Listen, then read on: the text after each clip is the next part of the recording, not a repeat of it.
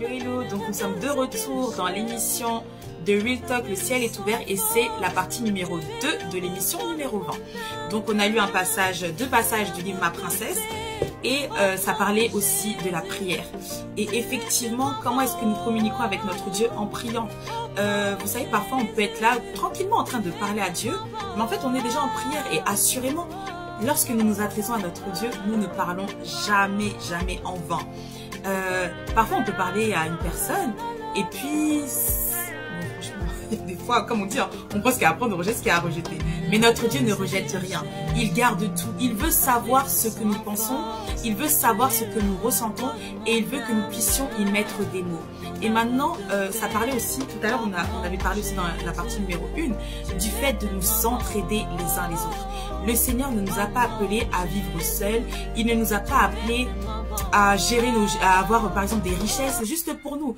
Je te dis la vérité, si toi tu veux être riche seulement pour faire comme les gens riches de ce monde, ça va être compliqué, surtout si tu es en Christ, ça ne marchera pas. Ou sinon il y a tellement de principes spirituels dans ce monde, mais le Seigneur nous dit quoi? Que lorsqu'il va nous élever, parce qu'il va nous élever, on est obligé, on est la tête et non la queue. Donc dans tous les cas, à un moment donné de notre vie, Dieu va nous élever. Ça c'est la condition sine qua non, c'est obligatoire en vrai. Mais maintenant, comment est-ce que nous allons gérer notre argent? Il y a la dîme, il y a les offrandes. Alors maintenant, c'est vrai qu'il y a ce mouvement-là qui commence à dire que non, faut pas payer sa dîme, etc. Et moi, je veux dire chacun son chacun. Chacun son chacun. Mais ce qui est sûr, c'est que s'il ne fallait pas payer la dîme, lors des temps, par exemple, de délivrance, il n'y aurait pas à chaque fois des blocages où on dira, mais Saint-Esprit, mais qu'est-ce qui se passe? Pourquoi on est là, on prie pour la personne, il ne se passe rien? Et ça, on va dire, mais parce qu'il ne donne pas sa dîme. Voilà, donc chacun son chacun, comme on dit. Mais en tout cas, c'est vrai que si on veut agir selon la parole de Dieu, on doit aussi demander la sagesse à Dieu pour qu'il puisse nous conduire, mais aussi lui demander la sagesse d'agir avec obéissance. Parce qu'il y a des fois, il y a des choses qu'on sait très bien, mais qu'on ne fait pas parce qu'on désobéit. Et maintenant, imaginons qu'autour de nous, nous avons des frères et des sœurs qui sont en train de lâcher la foi. Est-ce qu'on va les laisser comme ça? Non. On doit prier pour eux, on doit demander à Dieu sa grâce pour qu'ils puissent entendre de nouveau l'appel du Père. Parce que si Jésus a donné sa vie sur la croix, c'était pour les perdus, c'était pour ceux qui sont perdus. Mais tant qu'il y a de la vie, il y a de l'espoir, ça c'est réel. Tant que nous avons le souffle de vie, nous avons encore l'espérance. Donc, avec Jésus, il n'est jamais trop tard. Peut-être que tu tombes, tu te relèves, tu tombes, tu te relèves, j'ai envie de dire même encore heureux. Parce que si tu tombes seulement et que tu ne te relèves plus, c'est que tu es mort. Alors que le Seigneur n'est pas venu pour guérir ceux qui vont bien, mais pour guérir ceux qui sont malades. Donc nous, en tant qu'enfants de Dieu, si à chaque fois on oublie même de se repentir, vous savez, parfois on peut se dire non, moi je n'ai pas besoin de me repentir, je n'ai pas besoin de demander pardon à Dieu. Mais qui t'a dit? Vous imaginez un peu? En fait, comment dire, la repentance ce n'est pas uniquement pour des choses, des actes qu'on a commis de manière consciente. Je vais m'expliquer. Imaginons qu'à un moment donné, le Seigneur avait déjà planifié que nous puissions sortir et parler de lui à quelqu'un.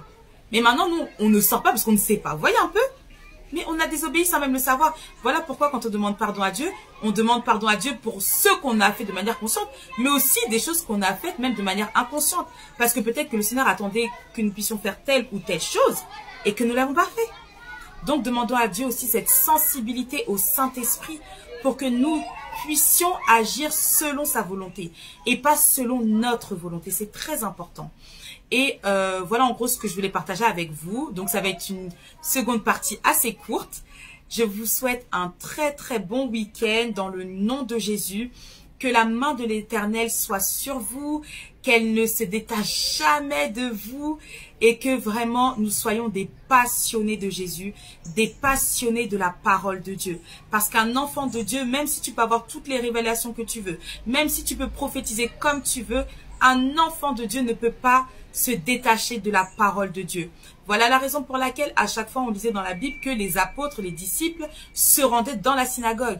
Dans la synagogue, c'était pourquoi? Aussi pour adorer le Seigneur, mais aussi pour avoir des enseignements et aussi pour donner des enseignements. Donc, un enfant de Dieu éloigné de la parole, il y a un problème.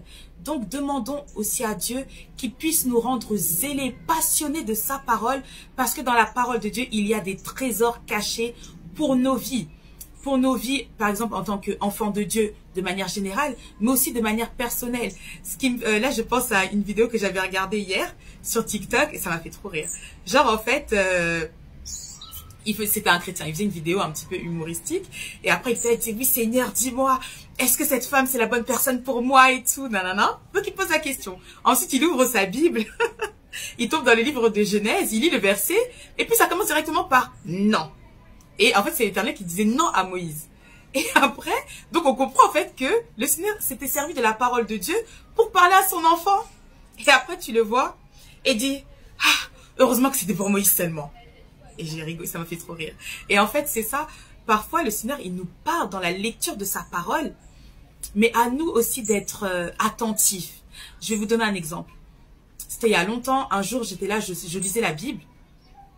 Et c'était l'histoire, en fait, du serviteur d'Abraham qui devait partir pour trouver une femme dans la patrie d'Abraham, dans sa famille, pour Isaac qui venait de perdre sa mère. En gros, pour le consoler, etc.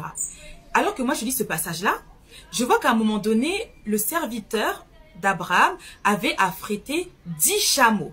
Vous voyez un peu comment Dieu parle. De base, on va lire, on va se dire, voilà, en gros, il avait préparé 10 chameaux, etc.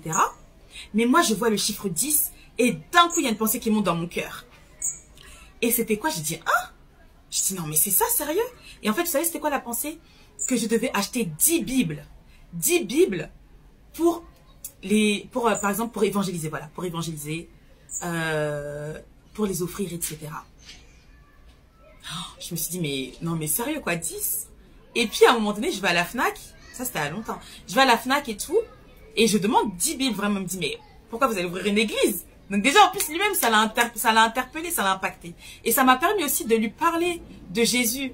Donc, ça veut dire quoi? Que le Seigneur nous parle tantôt d'une manière, tantôt d'une autre. Mais parfois, c'est vrai qu'on veut entendre notre Dieu nous parler de manière audible. Mais le Seigneur nous parle déjà premièrement dans sa parole. À nous aussi d'être attentifs et de lui demander de nous parler. Lorsque nous lisons la Bible, avant même de la lire, soi-disant c'était fini, hein, sorry, on est encore là. Avant de la lire, prenons le temps de prier pour demander à Dieu, mais voilà Seigneur, renouvelle mes pensées, renouvelle mon intelligence, que ta parole puisse éradiquer toutes les forteresses de pensées que j'ai accumulées, peut-être même sans m'en rendre compte. Que ce soit vraiment une lecture active et non passive. Dans la lecture de la Bible, il y a différentes manières de méditer la parole.